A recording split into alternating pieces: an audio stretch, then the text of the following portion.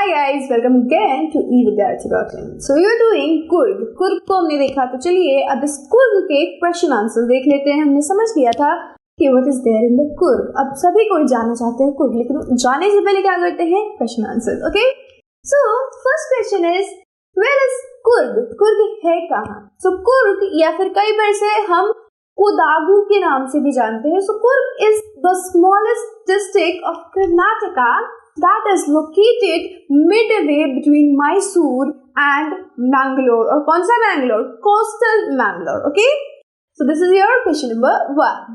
Next story है, what is the story about the Kodagu people's descendant? अब ये जो Kodagu people हैं, उनके जो पूर्वज है, उनके बारे में क्या स्टोरी थी, ये हमसे पूछा गया है.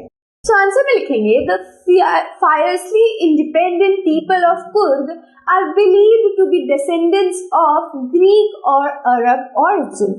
ऐसा माना जाता है कि ये जो courageous, fierce, independent Kurg के लोग हैं, वो उनके descendant, उनके पूर्वज कौन रहे होंगे? ग्रीक या फिर Arabic people. As one story goes, एक जैसे कि एक कहानी हमें सुनाई जाती है कि a section of Alexander's army moved south along the coast and settled there when they could not return to their country. तो यहाँ पे हम देखते हैं कि जो ग्रीक्स थे, अलेक्जेंडर कौन था? ग्रीक से आया हुआ था, ग्रीक का राजा था. अब जब वो यहाँ इंडिया में आया तो पोरस से लड़ाई करी और हार गया. अब उसकी एक जो सेना की टुकड़ी थी, जब उसने देखा कि लौटना नामुमकिन है, तो उन्होंने क्या किया, वो हमारे इंडिया के साउथ की तरफ मूव करने लग गए और साउथ में आके, कुर्ग में आके सेटल हो गए और फिर वो अपनी कंट्री कभी गए ही नहीं. तो ये वही लोग हैं, उन्हीं के जो ग्रीक के सोल्जर्स थे, ये उन्हीं के पूर्वज हैं, ऐसा माना जाता है. And now the second one is these people married amongst the locals and their culture is apparent in martial tradition, marriage and religious rites which are distinct from the Hindu mainstream.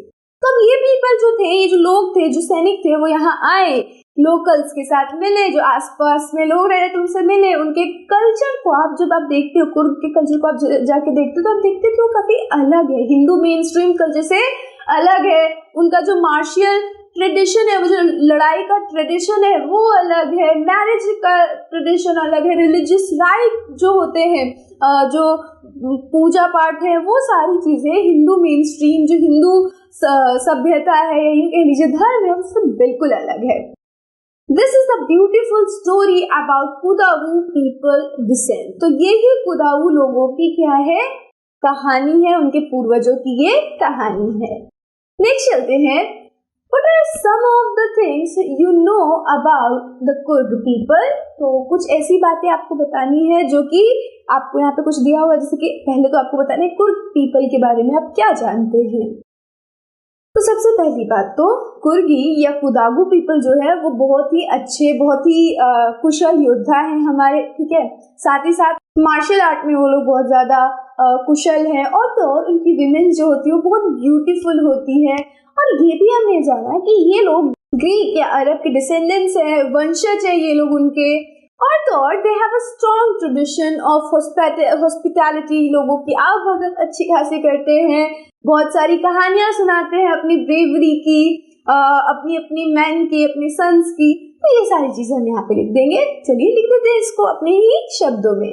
The Kurgi or Kodagu people are fiercely independent people comprising martial men and beautiful women who are believed to have descended from the Greeks or the Arabs. They have a strong tradition of hospitality and they are more than willing to recount numerous tales of bravery that are related to men of this region. तो ये बार बार अपनी ना bravery की stories भी सुनाते हैं, जिनको सुन के हम भी बहुत ज्यादा प्रेरित होते हैं और काफी अच्छी स्टोरी सुनाते हैं. Okay, now as a matter of fact the Kodagus are the only people in India who are permitted to carry firearms without a license.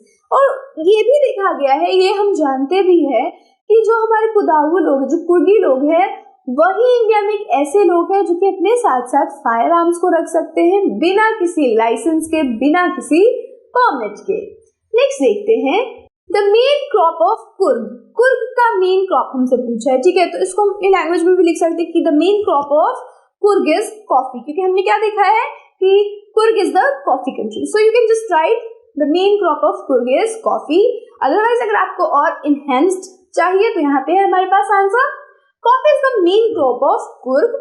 The air breathes of invigorating coffee.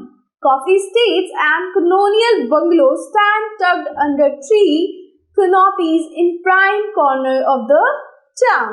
हमने क्या देखा, हम जब chapter पढ़ते तो we see कि जो air है उसमें क्या है, स्मेल किसकी है, यस कॉफी की है। कॉफी के स्टेट्स आपको देखने को मिलेंगे, कॉलोनियल बंगलोज जो कि कब बने होंगे, जब कॉलोनियल टाइम था हमारे इंडिया में, जब ब्रिटिशर्स रहा करते थे हमारे इंडिया में, और ये सारी ट्रीज के अंडर है, ट्रीज से छिपी हुई है और बहुत ही अच्छी अच्छी देखने में लगती है। आगे देखते हैं नेक्स्ट क्वेश्चन। थर्ड क्वेश्चन कहता है the sports it offer tourist. अब कुर्ग जो है वो कौन कौन से स्पोर्ट्स ऑफर करता है लोगों को, टूरिस्ट को, तो आंसर क्या है, variety of high energy adventure sports that include. अब क्या क्या इंक्लूडेड है इन स्पोर्ट्स में से, river rafting, canoeing, rappelling, rock climbing, mountain biking and trekking. हम देखते हैं कि रिवर राफ्टिंग, रिवर के स्पोर्ट्स से लेके माउंटेन स्पोर्ट्स तक यहाँ पे लोग किया करते हैं, एंड मोस्टली बड़े ही आराम सुस्तीले लोग भी ये सारे स्पोर्ट्स एडवेंचर में पार्टिसिपेट करते हैं। फोर्थ पूछा है the animal you are likely to see in Coorg. अब वो एनिमल जिनको आप कुर्ग के अंदर आराम से देख सकते हो, तो हमने क्या क्या देखा था, मकेक्स देखा था, एक तरीके का अफ्रीकन लंगूर होता है, लंगूर्स देखे थे, मालाबार स्क्वेरल देखा था, सिलेंडर लॉरिस देखा था, एलिफेंट भी देखा था। तो these are some animals we see in Coorg। तो लिखते हैं the animals that you are likely to see in Coorg includes macaque, Malabar squirrel, langurs, slender loris, wild elephant, etc. You can also see some birds, some flies, butterflies, even kingfishers and mahsil। Okay, तो ये सारी चीजें आप देख सकते हो, but they are not animals, so we will not include them here। अगर कोई कहेगा कि वाइल्ड लाइफ, क्या वाइल्ड लाइफ आपको देखने को मिलेगी, तो आप उन सभी चीजों को लिख सकते हो। अगर एनिमल पूछा है तो ये सारा। नेक्स्ट चलते हैं, फिर पूछ रहा है it's distance from Bangalore and how to get there. तो जब हम ये पूरा चैप्टर पढ़ते तो there have been a pink box, और वहां पे आपको बताया गया है कि किस प्रकार से आप कुर्ग पहुंच सकते हो, तो वहीं से ये सारा लिया है हमने।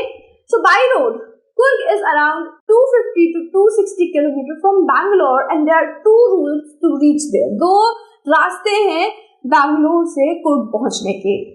One route is via Mysore. पहला रूट क्या है, मैसूर के सहारे, which is most frequented one, यहीं से ज्यादातर लोग जाते हैं कुर्ग में। दूसरा रूट है नीलगमल रूट, कुन्नीगल और चन्यापटना, ठीक है। तो ये सारे कुछ रूट्स हैं जिनके सहारे आप क्या कर सकते हो, कुर्ग पहुंच सकते हो। तो ये सारे रूट्स है, कभी कुर्ग जाओ, कभी बैंगलोर जाओ, और देखो कि मेरे पास थोड़ा सा टाइम है, सो गो विजिट कुर्ग। मैसूर के सहारे जा सकते हो आप, इन सभी अदर रूट्स के सहारे भी आप पहुंच सकते हो। So this is all about this chapter. Now I'll see you in the next video. Till then, stay safe and keep learning with us. Bye bye.